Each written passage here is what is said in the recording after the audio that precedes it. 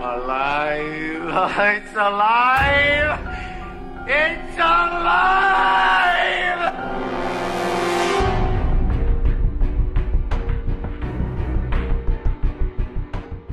What up, YouTube? NWN here, aka Young Yo Ketchum in the Johto region flexing, and I'm resurrecting my It Came From Steam series. I feel like last year this series was underappreciated, so I stopped it, but recently a lot of people have been asking me to do it again. I guess people are switching over to PC, I don't know, but hey, in case you don't know, this is a show where I spotlight various indie titles exclusive to PC that you might not have heard of. I give at least 5 things that I like and dislike, and then I'll leave it up to you to try it out. Today I'm showcasing Interstellar Marines. It's a sci-fi tactical first-person shooter that admittedly, my friends and I, we only tried it because it was free last week on Steam, but we ended up buying the game because how shockingly fun it is, and here's why. If you're sick of the more arcade Call of Duties and Battlefields of the world, then this game might be for you. Interstellar Marines is a much more slow-paced and methodical first-person shooter that can only truly be appreciated if you're working with friends. I would actually say this is like a first-person sci-fi SOCOM type game. Players who play the objective are rewarded, guns have serious recoil, and it has a very competitive community. This game is very hardcore, meaning unfortunately you have to cherish the life that you do have because respawn times are insanely long. Usually it takes about 140 seconds to respawn. I prefer that to be cut down to 60 to 90 seconds, but on the bright side, if your teammates are playing the objective, you'll be revived quicker because for every point captured, a teammate is revived, which goes back to this being a very team-oriented game.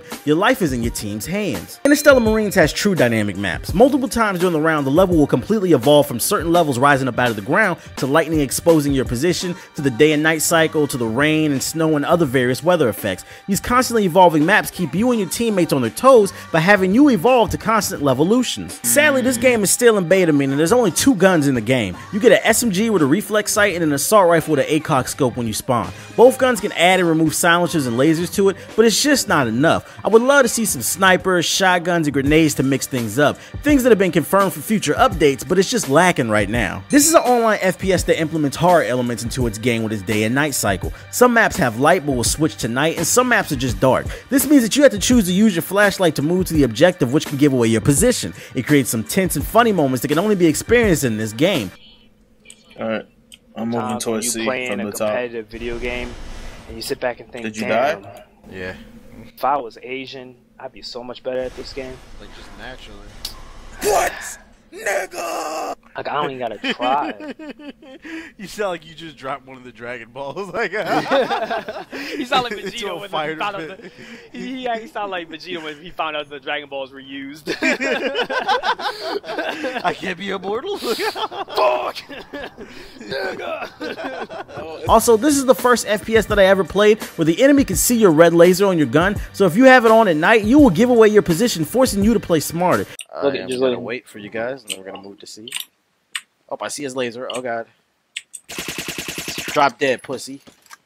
I see him. You drop. You got him. It's little details like that that make this game stand out. This shooter is about as hardcore as it gets, so why is there no voice chat? You can communicate via text to your team by hitting T on the keyboard, but then you're leaving yourself open because you're not moving while you're typing. This is why earlier I said you need to be playing with friends in TeamSpeak, Mumble, Raid Call, Skype, or whatever you guys use to communicate. Rarely do I talk about audio in games, but I had to mention it this time. This game has some of the best sound design that I've heard in a while. Everything from the way that the guns sound to the way the rain hits your helmet, it really immerses you in the game, and I can really appreciate that attention to detail. Also, if you have a nice gaming headset and you love the sound whore, then this is the game for you. If someone's running, you can hear the direction that they're coming from. If someone's out of breath, you'll hear them gasping for air non-stop, giving away their position. Same thing goes for shooting. Whatever way you shoot without a silencer, your position will be given away, and I love it. The outside map designs are solid, but the interior design on the maps could be better. Often when you're inside of a building, you'll be walking down the same gray bland corridors with no personality to differentiate it from the last room. I like to see them bring some more life into the interior design. This game isn't about your KD, but when you get a kill, it's just so satisfying, mainly because it's so hard.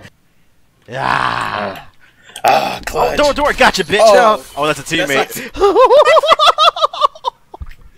Man, my HUD was down, though, and this nigga scared me, yo. My bad, dog, my bad. You just have so many things working against you, from the sound whores to the dynamic maps and the crazy recoil and the night cycle, so you be blind as a bat half the time, that when you finally get a kill, you feel like you overcame the odds, which is always a good sign of a good shooter. There's a lack of game modes right now. You have your single player tutorial, some horde style co-op, and your online mode, which you can only play conquest in right now. I like to see them add TDM and some other game modes, but I also understand that this game is still in early access. And last but not least, this little indie game that could has dedicated servers. Unlike some of the more popular and fully funded funded FPSs out there. This means your chances of experiencing lag is greatly diminished. Matter of fact, I never did. And it also means you won't be migrating hosts, which is always nice. So there you have it, folks. I gave you 6 things that I liked and 5 things that I disliked about Interstellar Marines. If you want to check out the game, there will be a link in the description box below. And when you're done, make sure to check out ModernWarNego.com. We post the latest gaming news, previews, reviews, anime, comics, and music. It's your one-stop shop for all things geek. I'd like to thank you guys for watching, but my city needs me.